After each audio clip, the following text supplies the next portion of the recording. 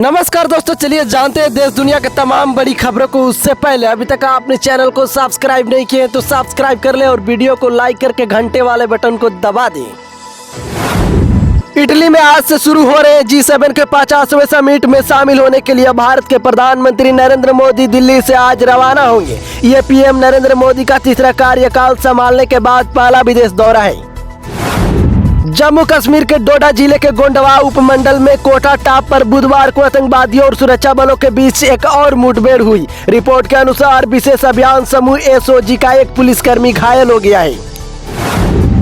ओडिशा में पहली बार सरकार बनने वाली भारतीय जनता पार्टी ने सत्ता में आते ही अपना पहला वादा पूरा कर दिया है। मोहन चरण मांझी ने बुधवार शाम को मुख्यमंत्री पद की शपथ ली और उसके बाद ही अपना पहला वादा पूरा किया। पुरी में स्थित श्री जगन्नाथ मंदिर के सभी 4 द्वार भक्तों के लिए खोल दिए गए हैं। इतना ही नहीं, चारों द्वार खुलने के बाद खुद ओडिशा के मुख्यमंत्री मोहन चरण मांझी ने उप मुख्यमंत्री केबी सिंह देव और प्रभाती परिदा के साथ गुरुवार मंदिर में पूजा अर्चना की है।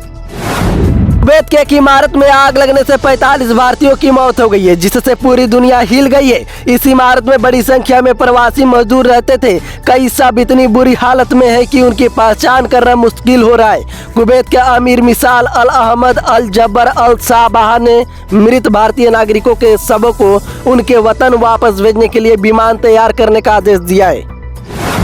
दिल्ली में जल संकट अभी दूर होता नहीं दिख रहा है। हिमाचल प्रदेश के सरकार ने सुप्रीम कोर्ट में गुरुवार को अपने पहले के बयान से पलटते हुए कहा कि उसके पास दिल्ली को देने के लिए 136 क्यूसेक अतिरिक्त पानी नहीं है। राष्ट्रीय स्वयंसेवक संघ के नेता इंद्रेश कुमार ने लोकसभा चुनाव के नतीजे पर बड़ा बयान दिया है। उन्होंने सत्तारूढ़ बीजेपी को अहंकारी और विपक्षी इंडिया ब्लॉक को राम विरोधी करार दिया है। कश्मीर घाटी में कमर टूटने के बाद आतंकी संगठन अब जम्मू संभाग को दहलाने की साजिशें रच रहे हैं। बीते 3 दिनों में रियासी, कठुआ और डोडा में हुए हमले इसकी तस्दीक करते हैं। आतंकियों की नापाक साजिशों को नाकाम करने के लिए सुरक्षा बल और खुफिया एजेंसियां लगातार काम कर रही है। विदेश दौरे से पहले प्रधानमंत्री नरेंद्र मोदी ने गुरुवार को NSA अजीत डोभाल और अन्य अधिकारियों के साथ जम्मू कश्मीर में स्थिति का समीक्षा की। पीएम किसान के 17वीं इंस्टॉलमेंट किसानों के हित में केंद्र सरकार द्वारा किसान सम्मान निधि योजना चलाई जा रही है। सम्मान निधि योजना के तहत 17वीं किस्त की 40,50,84,000 रुपए की राशि जिले के 2,02,547 किसानों के खाते में हस्तांतरित की जाएगी।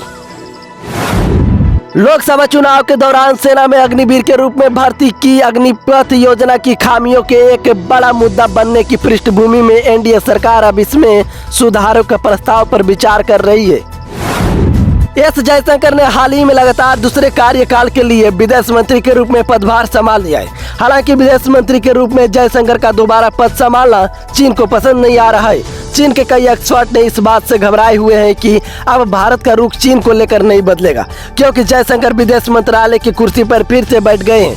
गौरतलब है कि 69 वर्षीय जयशंकर भारतीय जनता पार्टी भाजपा के उन वरिष्ठ नेताओं में शामिल है जिन्हें पिछली सरकार में संभाले गए मंत्रालय की ही जिम्मेदारी दी गई है।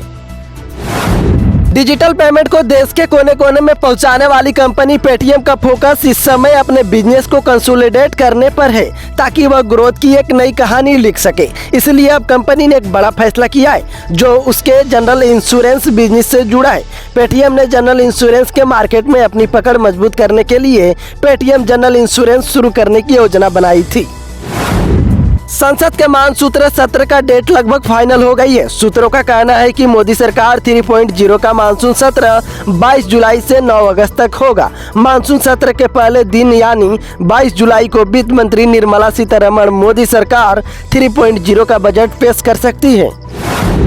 मानसून भारत में दस्तक दे चुका है, लेकिन दिल्ली, पंजाब, हरियाणा समेत कई राज्यों में भीषण गर्मी की चपेट में है। दिल्ली एनसीआर का तापमान 46 के आसपास चल रहा है। मौसम विभाग ने 18 जून तक लू के थपेड़े बर्दाश्त करने की चेतावनी लोगों को दी है। वहीं मानसून दक्षिण पश्चिम राज्यों में बरस रहा है। 10 साल में चौथी बार ऐसा हुआ है कि मानसून ने देश में समय से पहले दस्तक दी है। प्याज काटते समय वैसे तो इंसान को आंसू आते हैं, पर अब प्याज खरीदने में भी आम जनता को सोचना पड़ रहा है। जी हां, लोकसभा चुनाव के बाद प्याज की कीमतों में तेजी आ गई है। पिछले एक हफ्ते में प्याज के दाम में 50% से ज्यादा चढ़ गए। कांग्रेस कार्य समिति की बैठक आज दिल्ली में हुई। CWC के बैठक में कांग्रेस नेताओं ने एक सुर में राहुल गांधी से लोकसभा नेता प्रतिपक्ष की कुर्सी संभालने को कहा। इस बार रायबरेली और वायनाड से सांसद चुने गए राहुल गांधी ने कहा कि वे सोचकर बताएंगे। जम्मू कश्मीर में बीते करीब एक सप्ताह से आतंकवादी हमलों की संख्या बढ़ गई। वैष्णो देवी के पास तीर्थयात्रियों से भरी बस पर हमला हुआ तो उसके बाद 3 और अटैक हुए थे।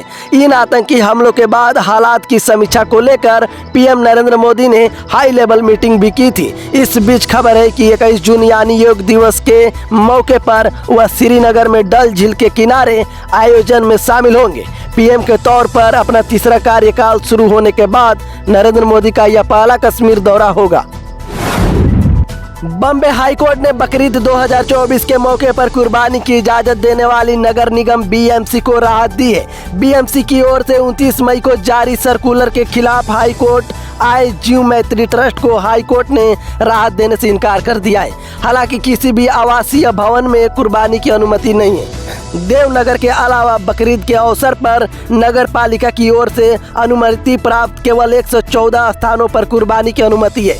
यह अनुमति 17 से 19 जून के बीच 47 नगर निगम बाजारों और 37 निजी मटन की दुकानें पर प्रभावी रहेगा। अगर आप भी केंद्र सरकार की पीएम किसान योजना के लिए पात्र हैं तो यह खबर आपके काम की है। जी हां, पिछले दिनों प्रधानमंत्री नरेंद्र मोदी ने तीसरी बार शपथ लेने के तुरंत बाद किसान सम्मान निधि की किस्त जारी करने से जुड़ी फाइल पर साइन किए हैं। कुवैत में आग लगने की घटना में मारे गए 45 भारतीयों के पार्थिव शरीर को लेकर भारतीय वायुसेना का एक विशेष विमान शुक्रवार सुबह कोच्चि पहुंच गया है। विमान में राज्य मंत्री कीर्ति वर्धन सिंह भी मौजूद रहे, जिन्होंने शीघ्र वापसी सुनिश्चित करने के लिए कुवैत के अधिकारियों के साथ लगातार कोऑर्डिनेट किया। दिल्ली में चल रहे पानी के संकट के बीच दिल्ली सरकार में मंत्री अतिशी और आम आदमी पार्टी के राज्यसभा सांसद राघव चड्ढा ने जेल में बंद सीएम अरविंद केजरीवाल से मुलाकात की। मुलाकात के बाद अतिशी ने बताया, अरविंद जी ने सबसे पहले पानी के बारे में पूछा। उन्होंने टीवी पर देखा है कि पानी की कमी चल रही है और दिल्ली के लोग परेशान हैं। उन्होंने मुझे जरूरी कदम उठाने के लिए निर्देश दिए हैं। पाकिस्तान के पीएम शहबाज शरीफ और चीनी के प्रधानमंत्री द्वारा जम्मू कश्मीर को लेकर दिए गए बयान पर भारत ने कड़ा रुख अपनाया है। विदेश मंत्रालय के प्रवक्ता रणधीर जायसवाल ने कहा, इस मुद्दे पर हमारी स्थिति साफ है। जम्मू कश्मीर और लद्दाख भारत के अभिन्न और अविभाज्य अंग थे और हैं और हमेशा रहेंगे। उन्होंने कहा, किसी अन्य देश को इस पर टिप्पणी करने का कोई अधिकार नहीं है। जम्मू कश्मीर के सभी स्कूलों में सुबह की शुरुआत राष्ट्रगान के साथ होगी। प्रधानमंत्री सचिव ने पत्र जारी कर सभी स्कूलों को निर्देश दिया कि वे पूरे केंद्र शासित प्रदेश में सुबह की कक्षाओं को एक समान बनाएं और इसकी शुरुआत राष्ट्रगान से करें। इसके साथ 16 कदम सुझाए गए हैं, जिनमें कक्षाएं नैतिक अखंडता, साझा समुदाय और मानसिक शांति के मूल्यों को शामिल करने का निर्देश है। जल संकट के बीच दिल्ली सरकार में मंत्री अतिशी ने लोगों से अपील की है कि वो सोच समझकर पानी का इस्तेमाल करें। अतिशी ने प्रेस कॉन्फ्रेंस में कहा कि बैठक का फैसला होने में 2-3 दिन लग सकते हैं। सरकार ने कोर्ट में बताया कि 500 करोड़ की खर्च से 30% पानी की बर्बादी को घटाकर 5% कर दिया गया है। अतिशी ने कहा कि यहाँ पानी की बर्बादी अंतर्राष्ट्रीय स्तर से भी कम है। कांग्रेस सांसद गौरव गोगोई ने नीट परीक्षा में धांधली को लेकर सवाल खड़े किए हैं। उन्होंने कहा कि एनटीए के नेतृत्व में नीट परीक्षा का पूरा स्कैम हुआ है, तो एनटीए से कैसे निष्पक्ष जांच की अपेक्षा होगी। नीट परीक्षा के मामले की जांच सीबीआई से करवाई जानी चाहिए। अगर सरकार सीबीआई जांच के लिए तैयार नहीं होती है तो सुप्रीम कोर्ट अपनी देखरेख में मामले की जांच करवाए।